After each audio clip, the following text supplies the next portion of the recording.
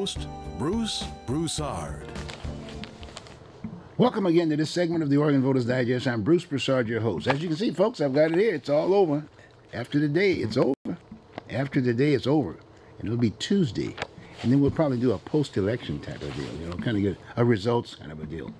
But anyway, here we are today, and I hope you're sitting around, got your coffee and your tea. I think we're going to have an exciting show today. We're going to tell you who to vote for. On the first segment, the first part of the segment, we're going to kind of get the Conservative Party, Republican Party, kind of talk a little bit about a few things along from the Republican Party's end of it. The second half hour, we're going to have our Democratic friend talk about. He's a great guy. Is he a great guy? Yeah, Is he a great guy? Boy, he's ready for the action today. You know that? He came in all gee whiz. Normally he comes off the golf course. You know what I mean? But today it's serious business. I'm talking about Big Bob Williams. He's sitting there waiting for us, looking at it. And so anyway, we're going to have quite a show today, and like I said, we're going to probably maybe throw some things out that you might want to think about in regards to what you read in the voters pamphlets and all of this stuff that you've been getting in the mail. I mean, boy, it's all kinds of stuff.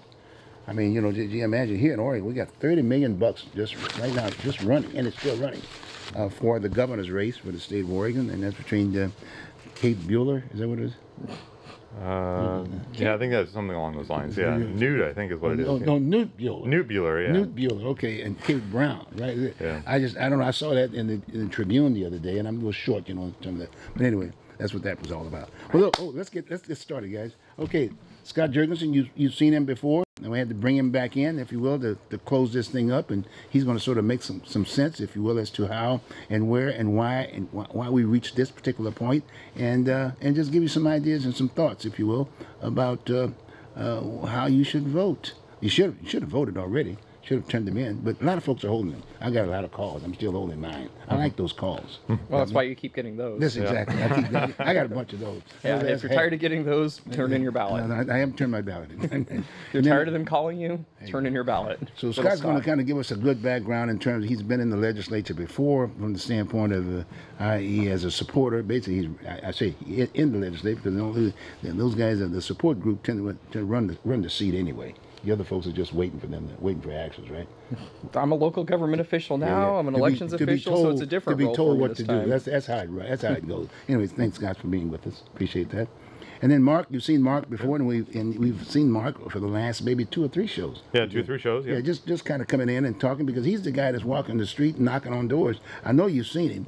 Because comparable to myself, you know, I've run for a couple of times, maybe once. I've run once, I think it was, just once. Yeah, just once. I know we were out doing some canvassing yesterday in Salem and Kaiser and Woodburn, and I tell you, I get my walking shoes on though.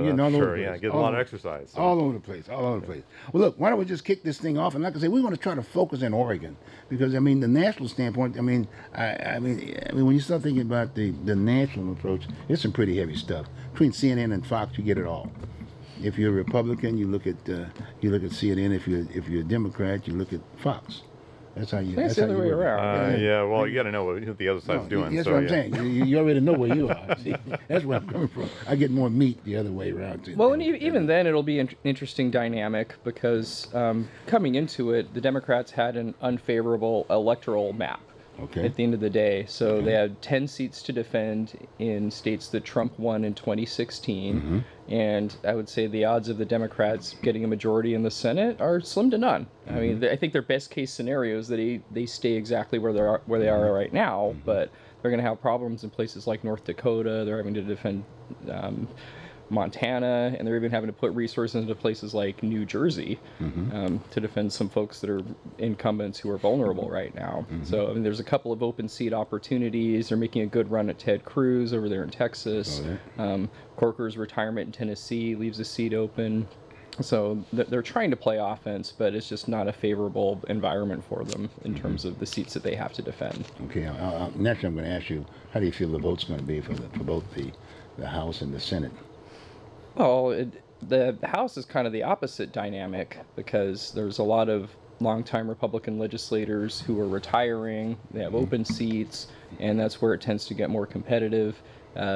The Democrats have been doing good fundraising over on the House side, so I think conventional wisdom says the Republicans lose seats in the House. It's just a matter of how many, and will it be enough to give the Democrats a majority in that chamber? Mark, any comments? I think I agree with my colleague Scott here. I think we are going to lose some seats in the House, but I think we're going to pick up some Republican seats on places that you don't actually think that Republicans will actually get elected. But Minnesota's surprisingly competitive now. Yeah, exactly. I think Oregon's 5th congressional district, the one I'm running in, is where I think we're going to actually pick up that Republican seat there. I've run a really good race against Kurt Schrader, and I think a lot of people are really tired of him. He's been in there for about 10 years. He's voting the wrong way. He votes about 90% in line lockstep with Nancy Pelosi, and she is not very popular right now. She represents the Bay Area down there. I don't really think she's all that competent or even sane myself, but the point is I think we're going to pick up Republican seats in places that you don't actually think will pick up Republican seats, and it's kind of like staying under the radar, and I think we're going to have some big surprises on election night. So what about the state? Let's talk a little bit about the state. Do you think it's a little bit more conservative or what, more liberal? We've been hearing a lot about the blue wave or the red wave or the blue puddle or the red wave basically I think what we're going to have is I think Trump is actually helping us out a lot in terms of the Republican side, because we're excited, we're motivated. We're coming off of a win in 2016, and I think we're going to get out there and we're going to do our best we can to vote. And I think the excitement is with the Republicans in this race. Well, and I think that was one thing that was the result of the Kavanaugh hearings, and the controversy behind that was that the Republican base was probably a little bit complacent before that. But as soon as you bring up those issues of judicial appointments, and I think the same thing happened in 2016, because a lot of Republican voters who weren't sure about Trump or had reservations about him, I think there was two things that brought them back on board. The first would be the selection of Mike Pence as vice president, and the second was the judicial nominations, and the fact that a lot of conservatives said, hey, at the end of the day, who do you want picking your next couple of Supreme Court justices? That brought the base back, and the fight over Justice Kavanaugh energized the Republican base in ways that they wouldn't have been otherwise. I think one of the other effects of it was that the hearings in the Senate went on for so long that it actually prevented some of these Democrats who were vulnerable from campaigning as much as they could have. I agree. So it might actually backfire in that sense. If they end up losing seats in the Senate, be because these incumbents didn't have the opportunity to be back in district campaigning, getting to know voters, doing it the grassroots face-to-face way that you win elections. I know I was around in the early 90s. I was about half my age right now, but when the Anita Hill, Clarence Thomas hearings happened and the Kavanaugh hearings, that was just a circus. And I actually called some of the senators on the Judiciary Committee and said, what's going on? Come on, stop the circus here. Because the American people are tired of it. We don't want to see this vile viciousness anymore from one side. And we just want our nominee in there without having to dig up the guy's past from high school. I mean, I'm sure other people that not necessarily he was associated with may have done things in high school that they're not proud of.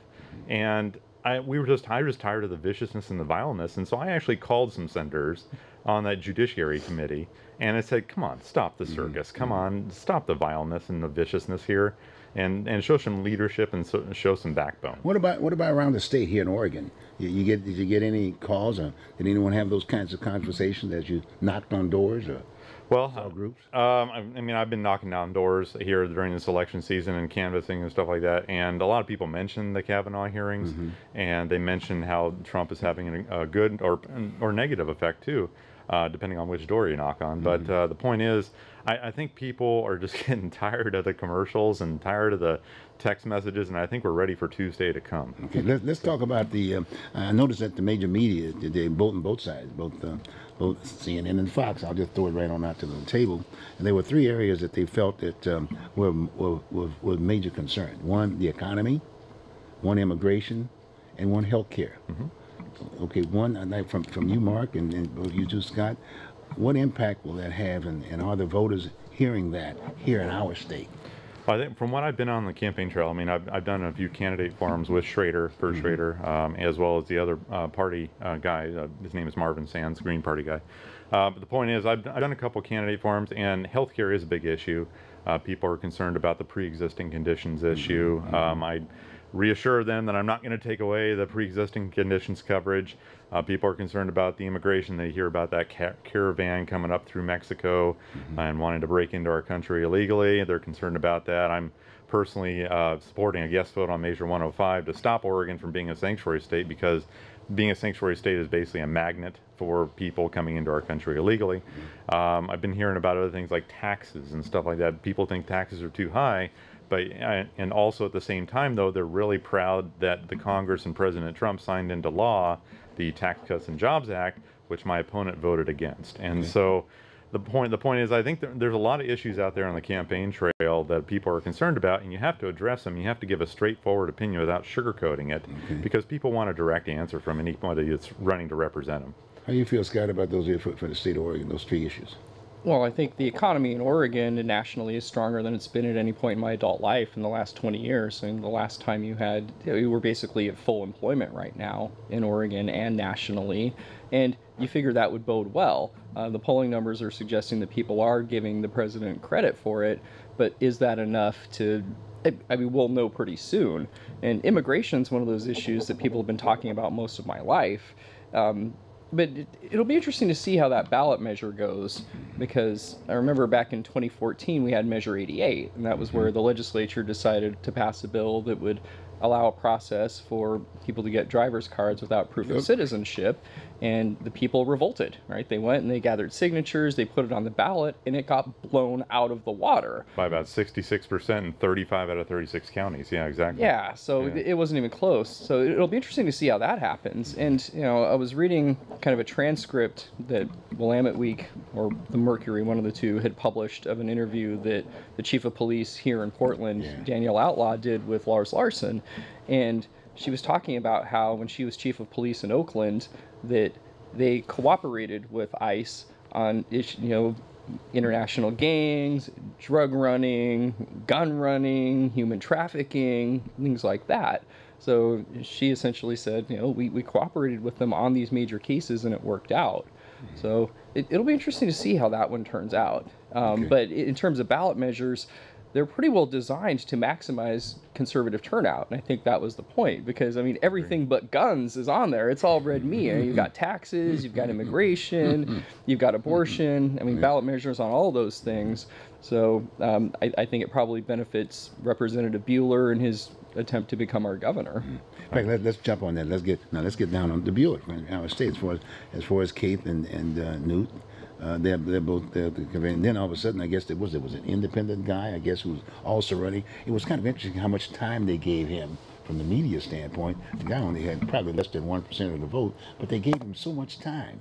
I can still remember when I was running for office, you couldn't get anything unless you got $60,000 in the bank. Yeah. Right? Remember that? Pretty much, yeah. Okay. But now all of a sudden, it's my understanding he's shifted now and he's supporting her. I saw her on the tube this morning. Saw him on the tube with Kay this morning.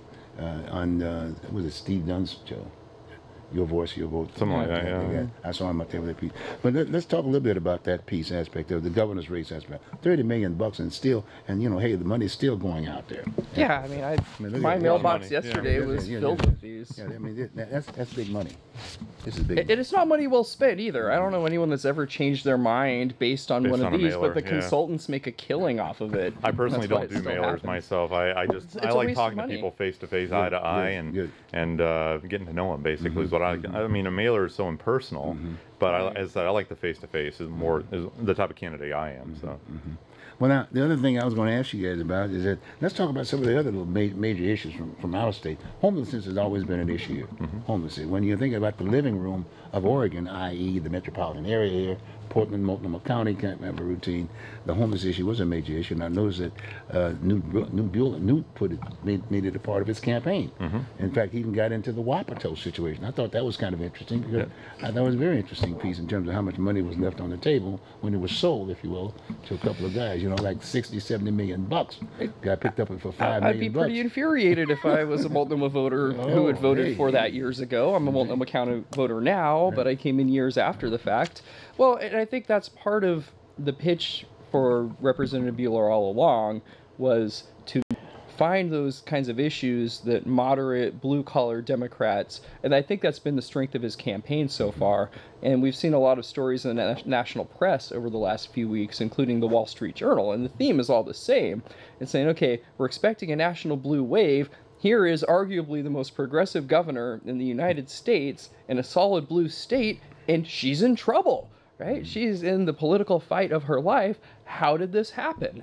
And they do, in these stories, they interview folks that are longtime Democrats who always vote Democrat who said, you know, I'm crossing over. I'm voting for Representative Bueller because they don't feel that Governor Brown has provided the kinds of leadership that you need on these important issues.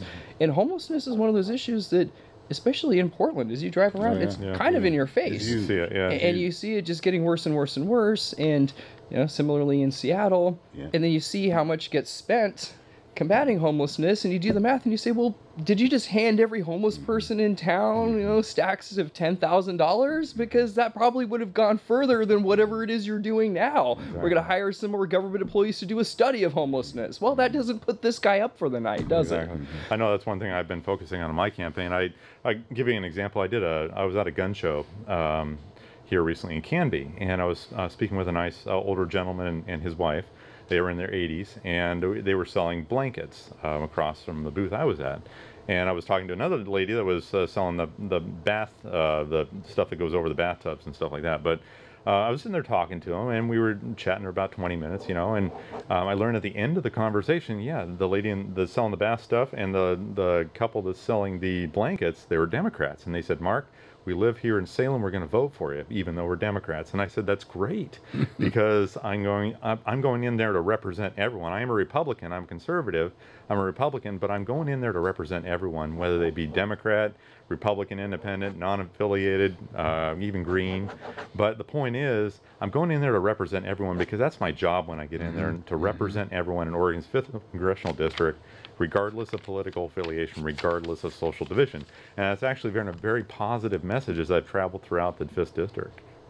Yeah, and I think you guys have done a pretty good job of not so much the mudslinging that I'm seeing going around everywhere else. And I think law and order is one of those very basic issues that I think is always good to run on. And we've seen a lot of things happening here in Portland over the last couple of years that I think concern people. When you get to the point where, you know, businesses that have been downtown for a long time don't want to be there anymore because they see these things happening and they don't see anything being done about it.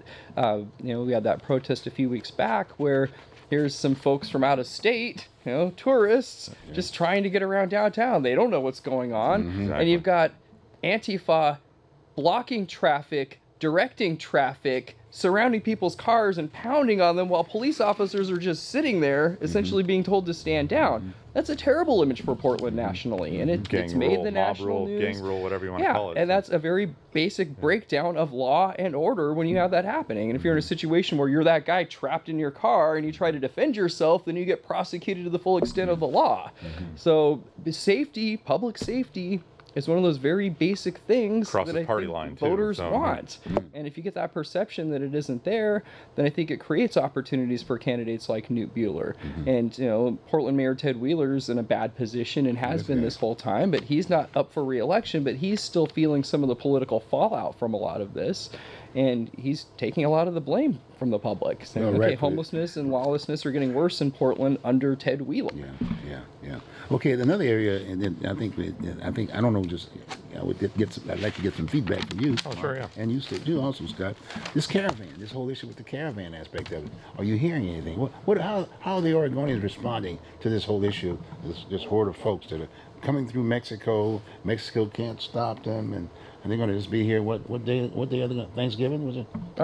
Right. Yeah. I think it's still going to take them a while if they're walking. Yeah, it really depends on how much they're being funded by the left and George Soros. But the point is, are you hearing anything on the? Well, I think that they expect to come up to our country and literally push down the fences like they did between the Guatemalan is it Guatemalan or Honduran border, between that and Mexico. And the Border Patrol's not going to allow that to happen. So, there's certain ways to come into the country. I've heard there's 19 embassies in Mexico where people can go if they want to apply for U.S. citizenship or a visa or something like that.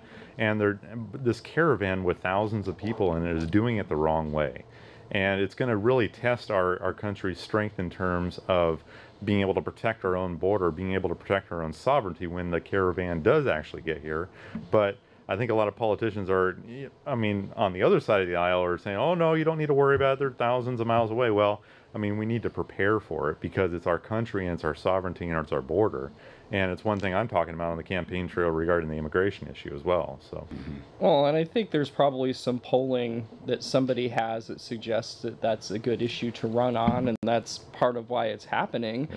But at the end of the day, this is where Trump remains popular with the Republican base, because really early on, he shored up some of the key elements of the conservative base. So a lot of conservatives, the business folks, for example, it's the economy. So the extent to which you get them on board, you've got a good chunk of Republican voters, and a lot of them, national defense is a big issue. I mean, border security is kind of part of that.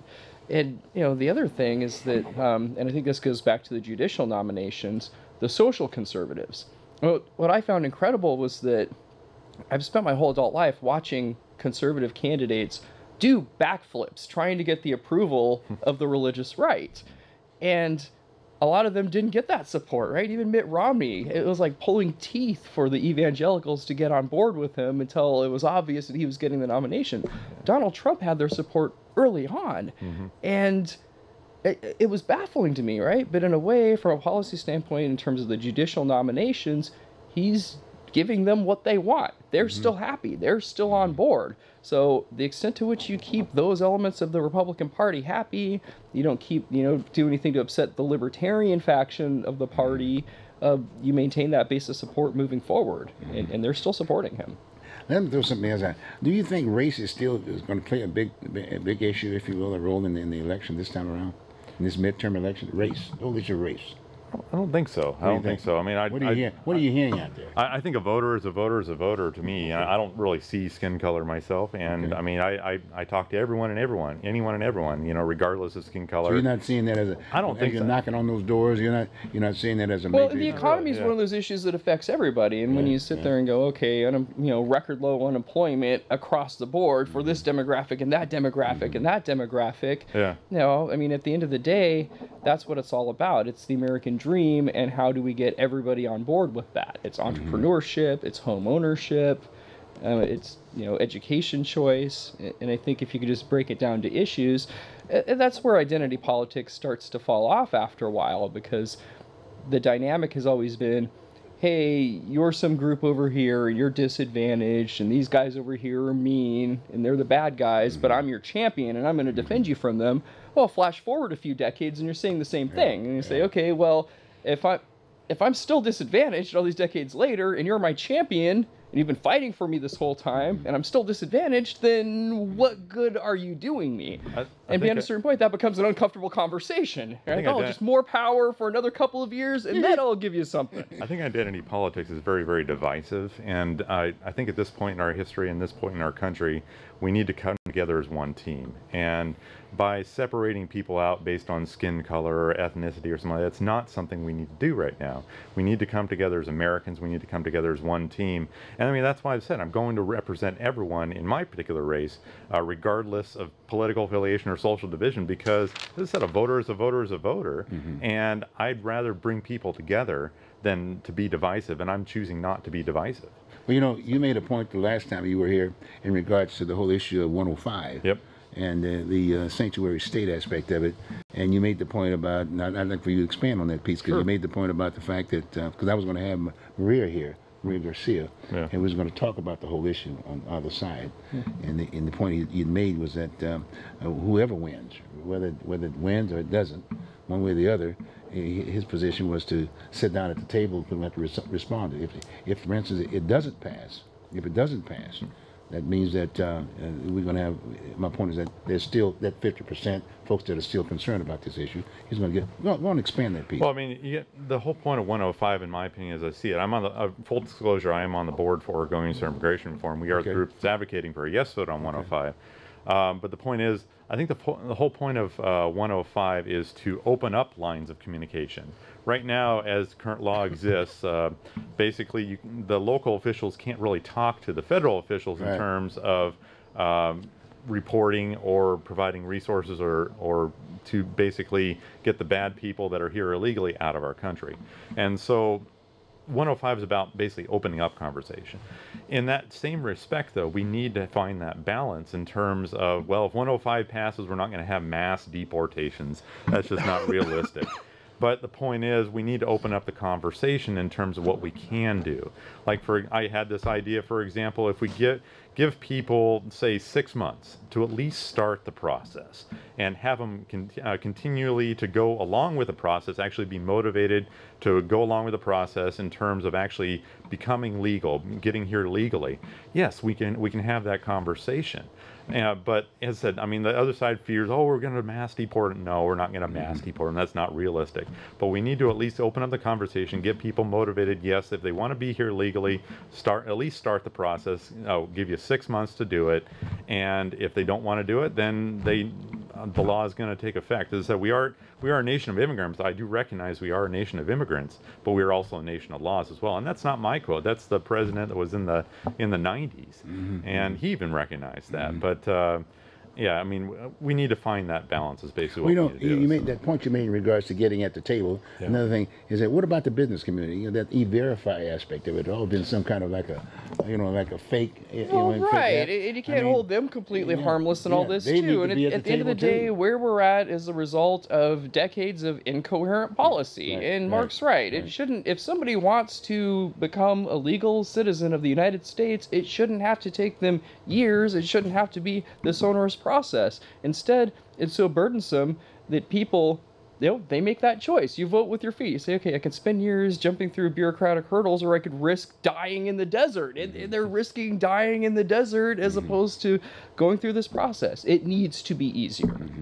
And I can see with this caravan, in all due respect, sometimes the negative is more positive than a positive. Yeah. And everybody's trying to figure out what are we going to do. These mass folks coming on, you know what I mean? Well, then, it plays on people's emotions. Oh, big time, big time.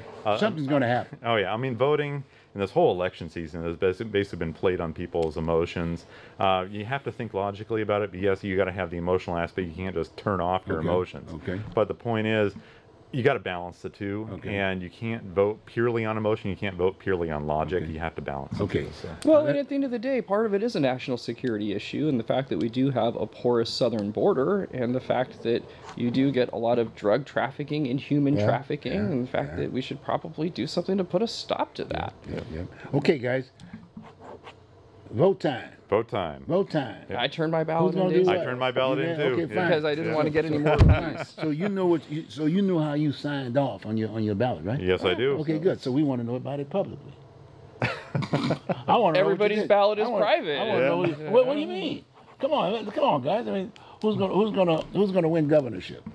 I think it'll be decided by fewer than 50,000 votes. Okay. And for the sake of full disclosure, on election night, I have a planning commission meeting, but as soon as it's over, I'll probably go to the downtown party that the Buehler campaign's having, because I don't expect that anyone will know the results of the governor's race by the time I get there around 9:30. Okay. I think it's going to be a late night for all involved. Well, who's going to be governor? I can tell you I did not vote for Kate, because I think she's going really low blow on her commercials. And so I'll be straight up. I did vote for Nude, and because I had a chance to meet him. I had a chance to meet his wife, Patty, and they're really nice folks. And I may not agree with him on all the issues, but I've still voted for him because I remember the old Reagan slogan, I think if someone is your 70% friend and 30% enemy, you still vote for him. Right. And so the point is, I may not agree with him on all the issues, but I still voted for the guy because I think he has the best shot, and I definitely don't want any more Kate Brown in here. So. And I think the race was always hers to lose to begin with. I mean, at the end of the day, the party registration in this state back in 2002 was pretty evenly split, right? But by the time you get to 2006, 2008, the Democrats had a concerted effort to register more voters, and it's the kind of thing you have to do over the space of a few years. Yeah. They got a registration advantage in 06, 08. They've built on it, and there are a lot of legislative districts that were competitive before then that were represented by Republicans that aren't, to where they can't even recruit candidates for them anymore because the Democrats in the state have been very effective at that. They'll pick off these districts and say, okay, we lost this district by this many votes. Let's get a voter registration drive going in there. Let's find these voters. Let's target them. they flip those districts and they hold on to them. They've been very good at that over the years. Well, guys, this has been great. Oh, yeah. I'm sure that the viewing public they might take some ideas. Got some good ideas out of this situation. Okay, good. We're going to go on and take a short break, folks, and we're going to bring in the other side, Big Bob. Okay, folks, we'll be right back.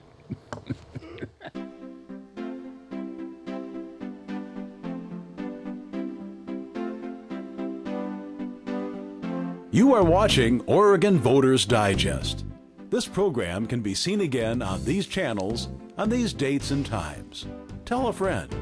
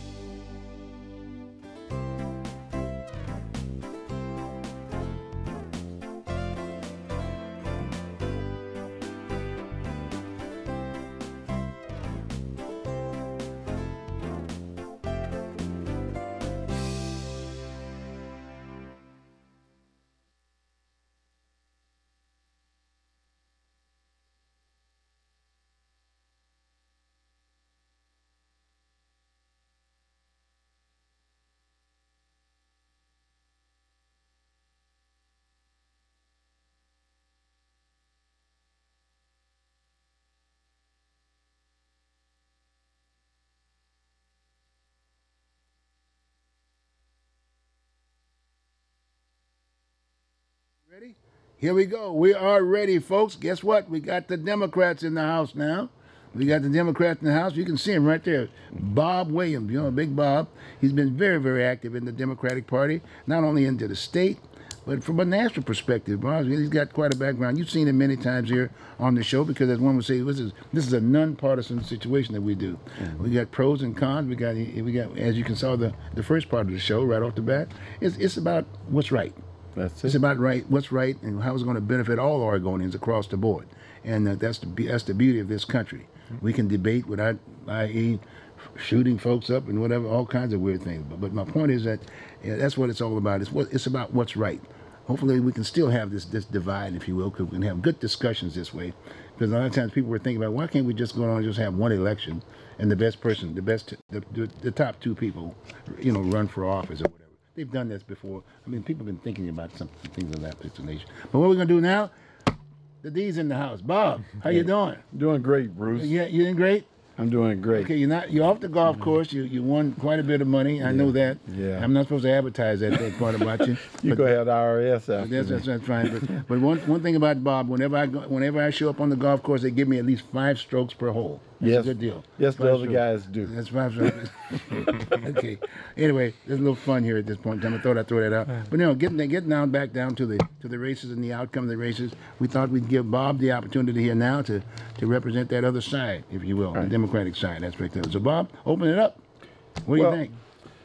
Bruce, this is this is an election where the vote counts, i.e., your vote counts. It's not. There's no electoral vote in this. Nothing. It's just your vote counts. Okay. If that had been the case in 2016, we'd have a different outlook on president. So on this, but it was the Electoral College. It was the Electoral. That college. was the law at that point in time. That is the law. That is the law now. Law of the land. Right. So I'm just saying that your vote will be the vote that counts this time. That's right. And therefore, I say to you, there's a number of things in this voters pamphlet that goes against the public. Oh, really? There's a number of things in this voters pamphlet that should make you go, why? Mm-hmm. Give you an example, 103. We talk about a tax that we don't have. We're going to vote down a vote in order not to have a tax that we don't have. And 103 is? Grocery tax. Grocery tax. Yeah. Grocery tax. They're asking you to vote no, so your groceries will remain tax-free. Well, the truth of the matter is they are. So why do they want to change the Constitution? There's a back door to this. And i.e., if you say your groceries are, then what about those other things that goes along with that? All those non-food items, where are they? So it's a backdoor method to get you to vote against yourself. Mm. And we can go through a number of them. 104. Okay. I have a list here where it takes 3/5 vote to raise revenue by your elected officials, i.e., what happened to a majority vote or whatever they have going on now? Why are we making these changes? It's so that those people that don't want things to progress and make you have to work harder to get things to progress, they want to make these changes. And so I say to the people, your Constitution is your Constitution, leave it alone.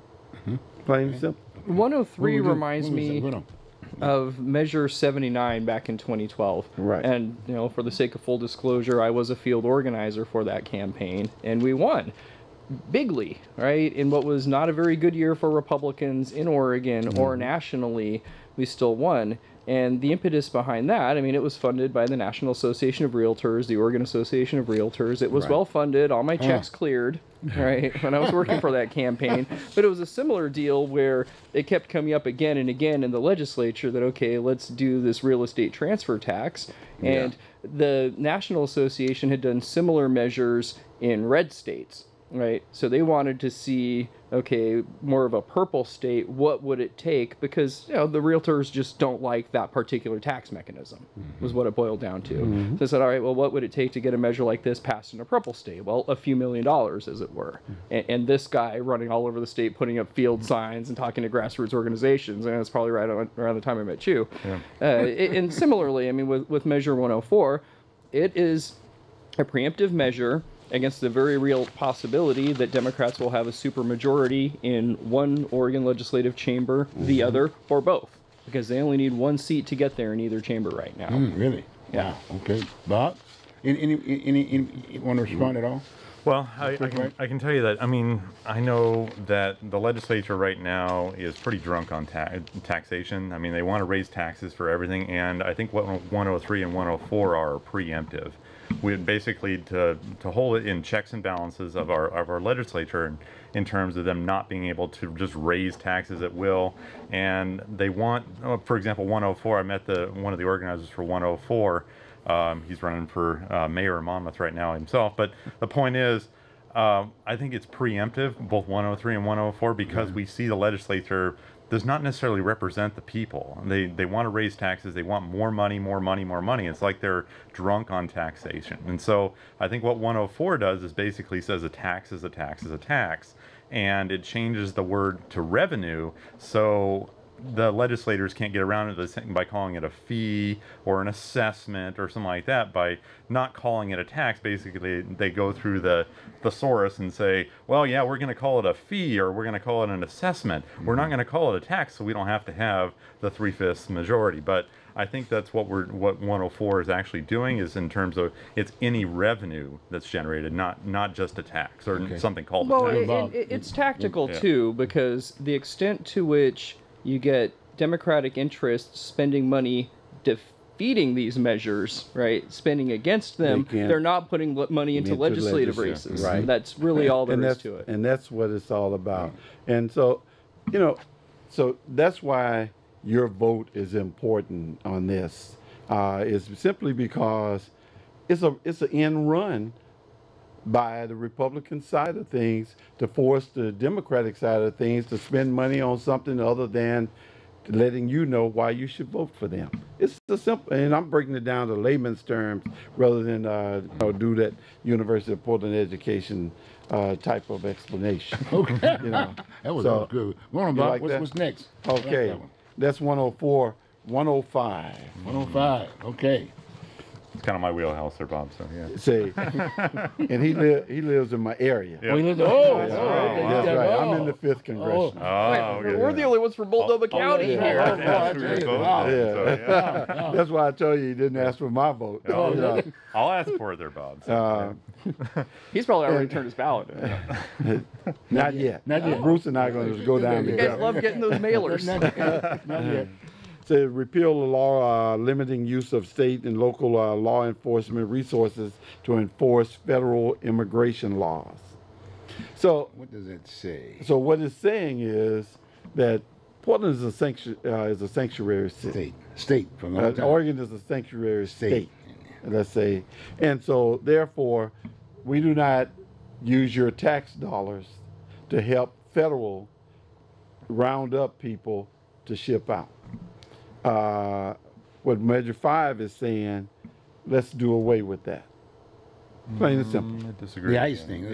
Yeah, I think the ICE thing came up. Right. And I guess the other thing that was, it was kind of interesting in terms of how they threw in profiling. Right. Because, profiling was here in the Portland area Long before this. before that peace aspect of it. They should have just said, it's about immigration. It's about immigration, the bottom line. And I got to say that the idea that's why we need to have this discussion. Right. 105 is kind of like a part of it. Deal with the issue. Solve the problem. It's red meat for the Republican base. Yeah. That's all. Because that's a huge issue for them. Well, I think by incorporating, I mean, the other side, the no on 105, with all due respect, Bob, I mean, the no on one side, when you put fear and when you put emotion into it, and you put things in there that aren't actually true on what 105 is going to do, then you get people fearful. And 105, as I said, I'm on the board for Oregon Immigration Reform. We're advocating a yes vote on 105. 105 is not about fear. 105 is about following the law. 105 is about opening up lines of communication. We're not going to have local police going around rounding up illegal immigrants. The Portland police have better things to do. Yeah, exactly. I'm positive about that. 105 is about opening up conversation, because right now there's a wall, pun intended, but right now there's literally kind of a block or a wall between the federal and the local in terms of enforcing immigration law. And local officials aren't going to be enforcing immigration law. It's basically just opening up that line of communication. And the federal are not going to deputize or whatever the local officials in terms of rounding people up. That's just not going to happen. That's not realistic. It basically just opens up lines of communication is all it does for people to follow the law. Okay.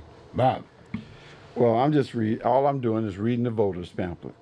You got that smile on your face. Hey, It's because he's happy to be here. hey, yes, you In put great company. I think we're all great Well, happy hey, to be here. There. hey, You know, look what you put me in I'm between. just- hey, You know, I'm just the moderator. I've always been good to you. you have. I have to admit that, and I can't say anything bad about Mark either. Okay. But here it say arrest persons charged by the United States with criminal violations of federal immigration law. You know, right there.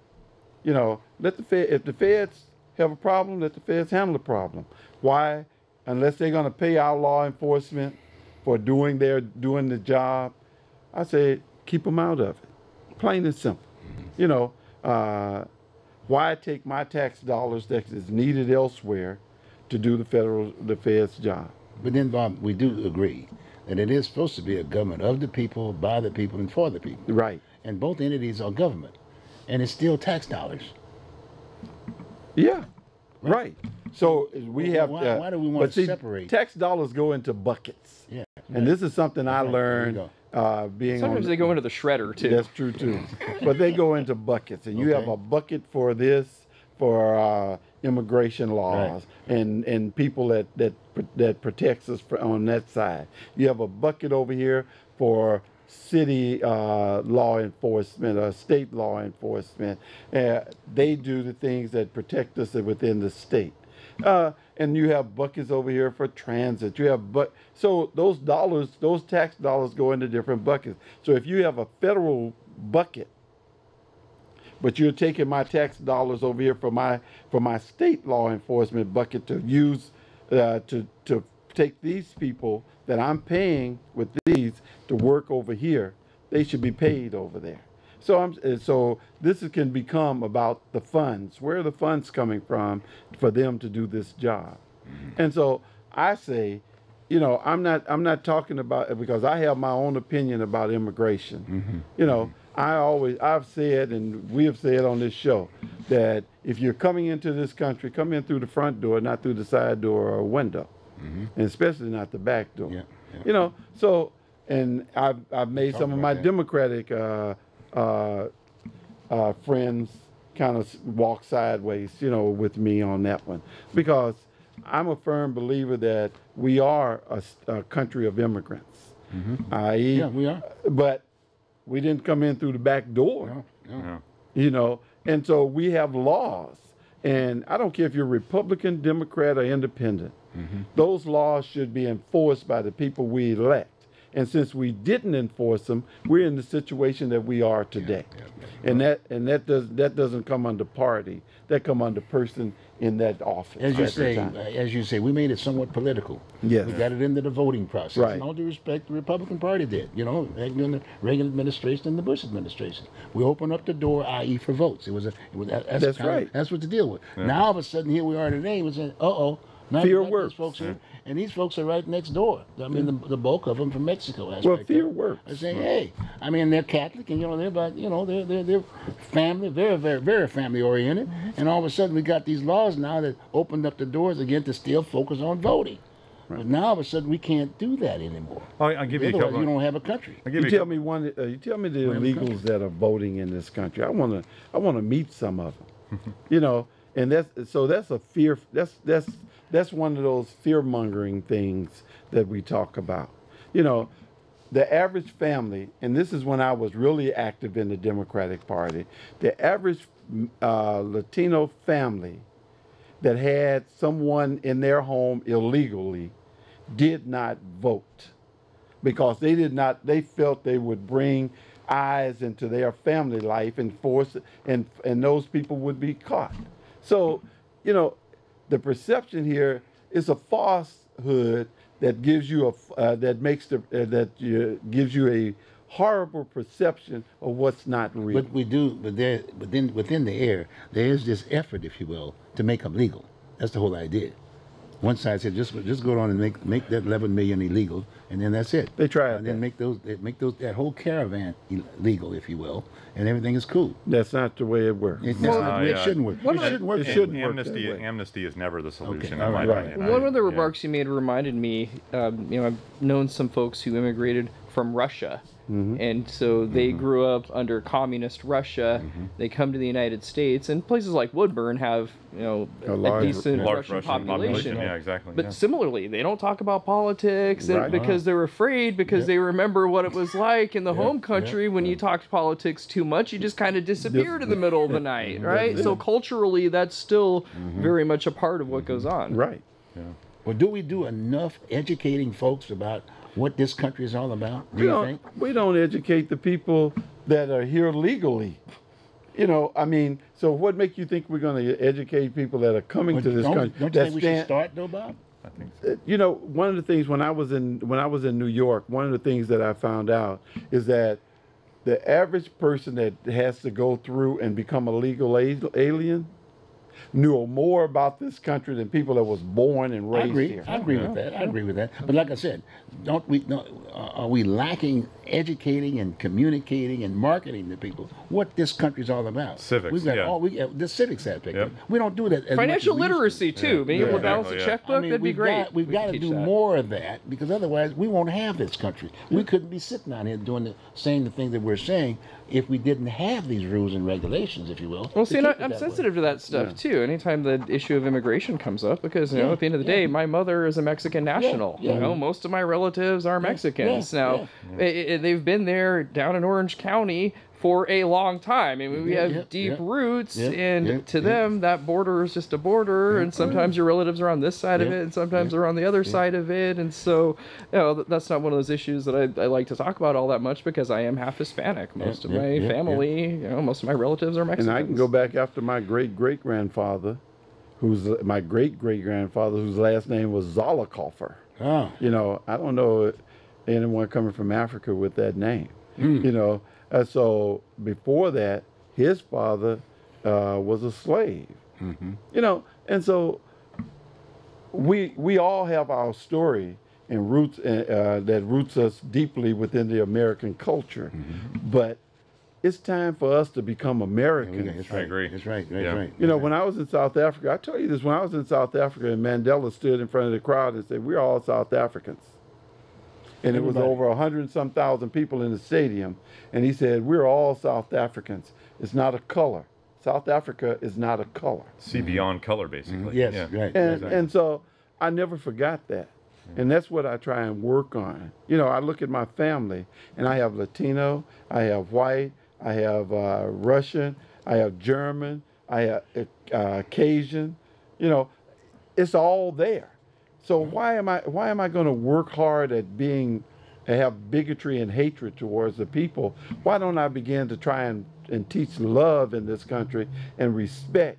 And we need to stop electing people to Congress and to the White House that want to try and divide us. Exactly.